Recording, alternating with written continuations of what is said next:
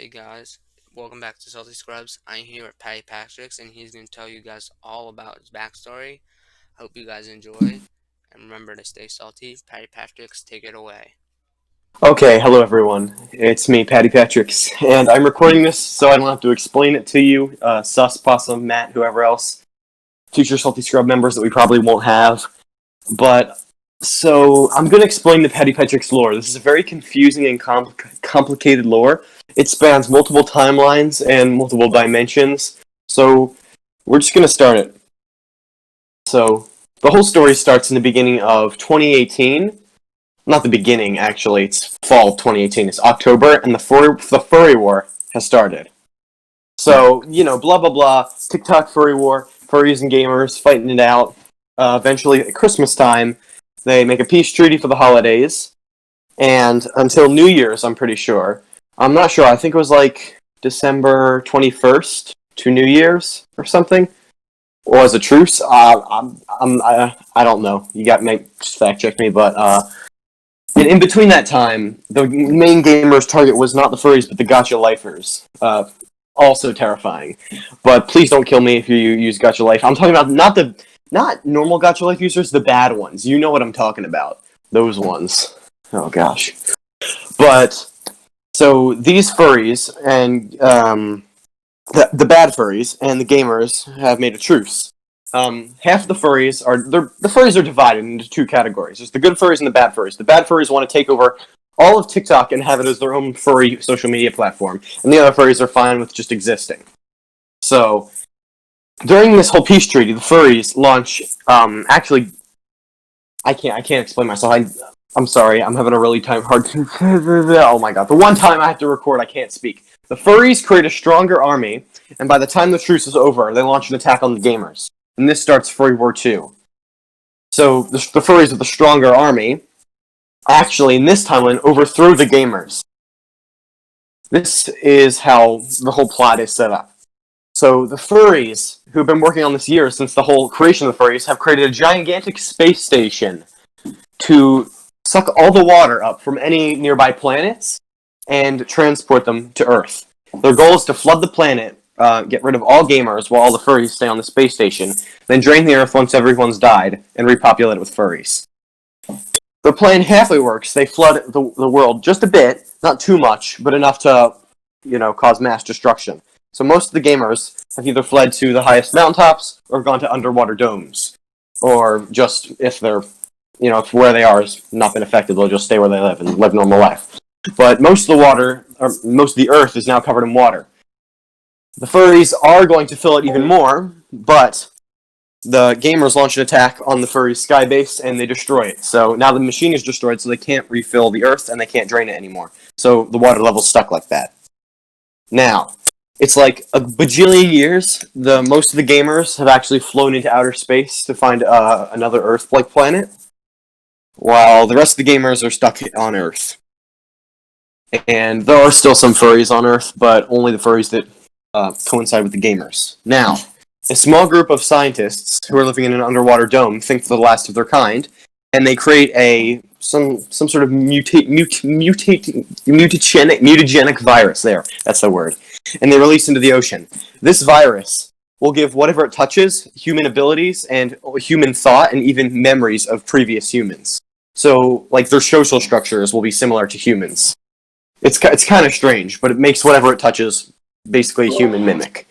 This is how I shoehorn Zora and Inklings and other creatures like that into the lore. So yeah, and okay, so it's thousands of years later, not specific, just very long time later, and a small group on an island is running out of resources, so they want to travel to a different island to find a new life. And the group leading the voyage is the Salty Scrubs. So Cool, Chad, Matt, Sus, Possum, all of them. No, Possum is here. This is separate from our time because this is thousands of years in the future. And how the Salty Scrubs are always here, even when there's thousands to hundreds of years passing. It works like the Legend of Zelda timeline. So the main characters will always be there. You know how there's like always a Link, even though he dies in one game, he'll just like be reincarnated in the next game. So that's my excuse of why the Salty Scrubs are spanning multiple generations and stuff like that. It's the same Salty Scrubs. It's the same person, but without the memories. Okay, so they find a new land and they conquer it. So they only have the middle of the island. They've only taken to the middle of the island. They're kind of just expanding outwards. So the island they happen to land on is actually cursed by an evil ancient sun deity known as the Dark Sun, and this is the main antagonist of the franchise. Or not the franchise, the story. So this evil sun thing really doesn't like their presence and decides to kidnap the Salty Scrubs and take him back to his evil sky tower lair thing. Most of the bad guys in the series usually like tall towers. They really like hiding out in towers. But Sidon, who is one of the 7 sages, yes, there's 7 of them, but I'm not going to name them because I haven't come up with names. I only actually came up with 2 of them, but the rest of them are there. They're just not important. Sidon comes up with a prophecy. And this prophecy is the only way the Dark Sun can be defeated is by the Salty Scrubs. The only thing is the Salty Scrubs are being captured by the Dark Sun.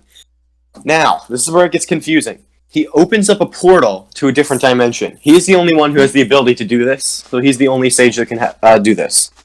He opens up a portal to 3 other dimensions. And the prophecy says that all 3 dimensions will come to help fight. This is untrue, and only 2 of them work. So, the 4th dimension fails, the portal fails to open, and this throws the balance of the universe off. Now, the two Salty Scrub groups and Sidon go off to save the original Salty Scrub group. Now, this is where it gets really confusing. They defeat the Dark Sun, and everyone's good, and they go back to their respective dimensions. Except, the Kulk from the 3rd dimension stays in the 1st dimension, while the entirety of the 2nd dimension, Salty Scrubs, go back to the 2nd dimension.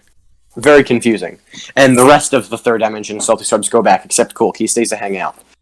Now, this is how there's 2 Kulks in the timeline. And there can't be 2 Kulks, so once one Kulk dies, only one will be reincarnated again. So, Sidon... Okay, wait, no. I got confused. Sorry, this is later in the story. So the Dark Sun eventually returns, and Sidon has a plan to vanquish it to a different dimension, so if he can't defeat it, they can at least get rid of it for a while. So Sidon and his accomplice Guzma, who is one of the other 7 sages, they go out, and together they use their powers to seal the Dark Sun to a different dimension. They send him to the 4th dimension. Sidon, knowing the Dark Sun will eventually return, splits his soul in half, in the process reverting back to a child, so now he's little baby Sidon, and he splits himself across the 2 dimensions. So now there's one in the 1st and one in the 4th. So 104 years later, the Dark Sun, now with his powers back, returns and tries to take over the land. Well, actually, hold on. I'm getting confused. I'm sorry, this is really confusing, okay? The Dark Sun does not have his powers back. Instead, he latches on to Patty Patrix of the 4th dimension. And this Patty Patrix, since the whole balance of the universe was thrown off, Patty Patrix is now in depression in this universe. And everyone hates him, and he doesn't know why. He thinks it's because his face is stupid and ugly, but it's actually because he bites everyone's shins the chance he has. So, Patty Patrix, thinking his face is disgusting and no one likes to look at it, he wears his mask, and that's how he gets his signature mask. This doesn't help. Well, it does kind of help because now he can't bite people in the shins, but everyone still hates him, mainly because he was biting them in the shins previously. So, the Dark Sun promises Patty Patrix power, and he accepts. So now they fuse together and basically create the evil Patty Patrix. So this is I guess the secondary antagonist, even though he's the main antagonist. But it's confusing. So the Dark Sun is now fused with Patty Patrix.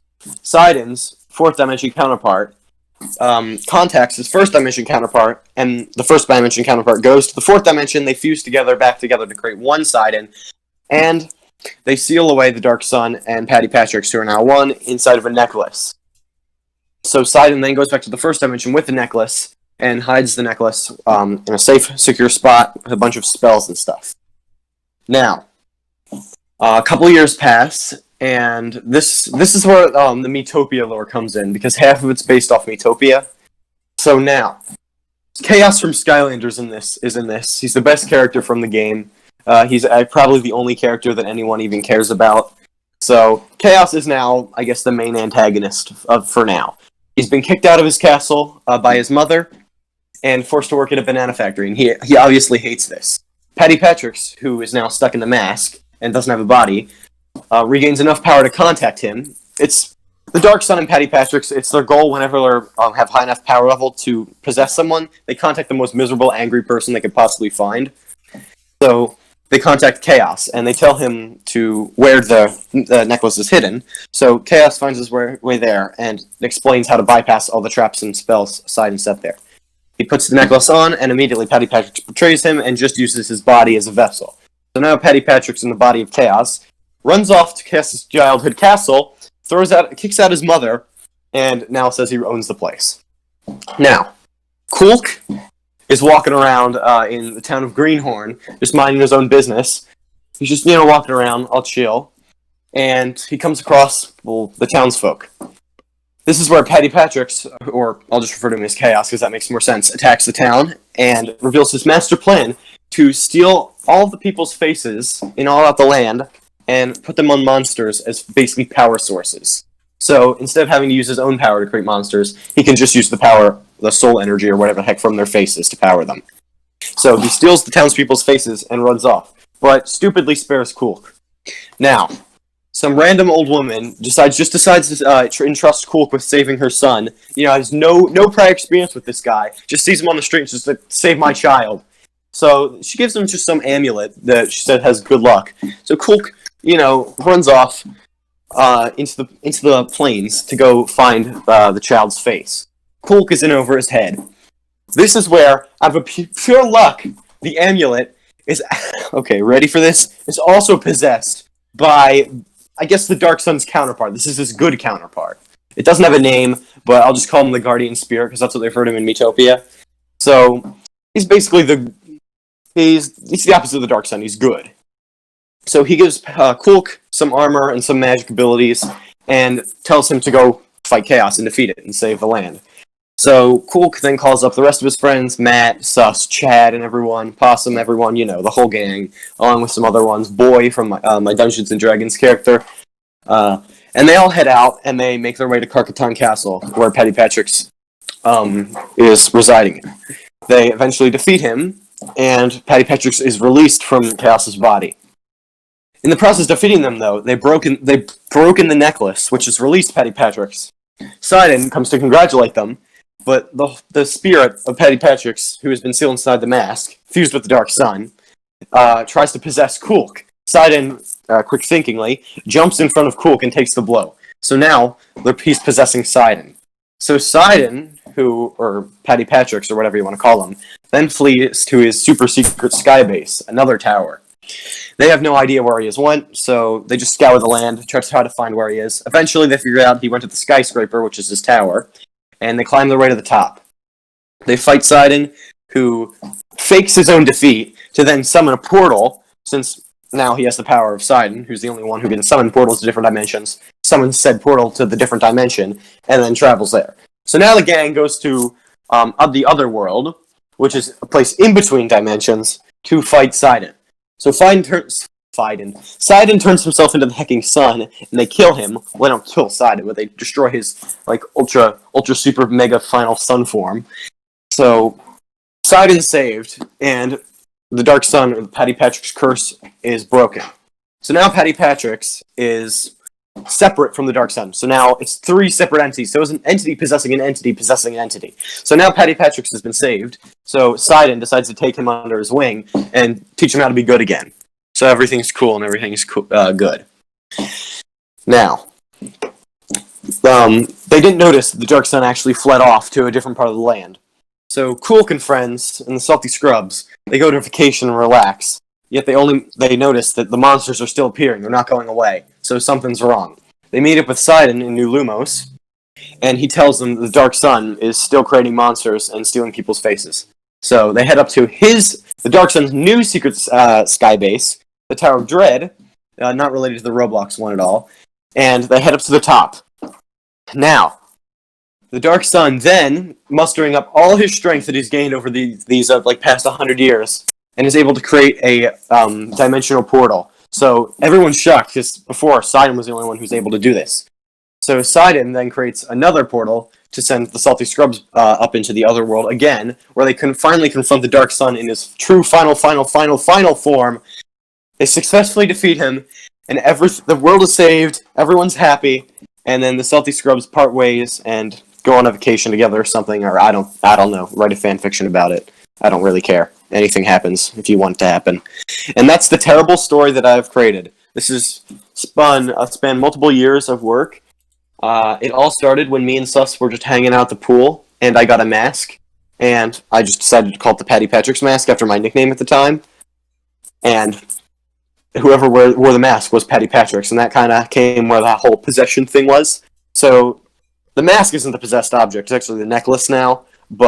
And the way I got Patty Patrick's is I was actually watching it. This is really interesting, but I was watching a Zelda live stream, or not a live stream, a speedrun. And at the end of the speedrunner, some guy said, "Hey, shout out to your boy Patty Patrick's," and that's where I heard it. Well, it wasn't your boy Patty Patrick's; it was your boy Patty. No, it was your boy. I'm not sure if it was your boy Patrick's, and they said Patty, and it's confusing. Okay, I don't remember the details.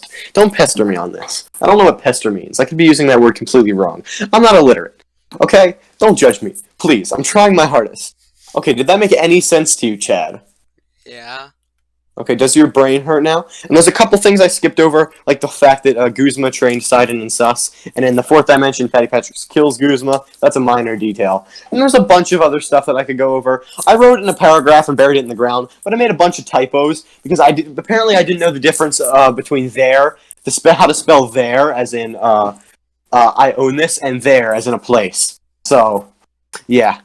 Whoopsie daisy. And that's buried in the ground now. Along with a bunch of pictures of the Salty Scrubs and Sidon. So yeah, that's my terrible story that I created. Please dislike the video. I don't care if you like the video, just dislike it, please. Don't subscribe. Don't do that. No matter what Chad tells you, do not smash like and subscribe. Please don't do that, okay? It's for my sake. For the entire Salty Scrubs. Okay, back to you, Chad. You can end the video. Oh, that story was pretty good. Yeah. I think so. Okay, just end the heckin' video, Chad. Just end it already. Fine. Make sure you hit that like button and subscribe for a free gift card giveaway. Stay salty, lick them nuts. Goodbye.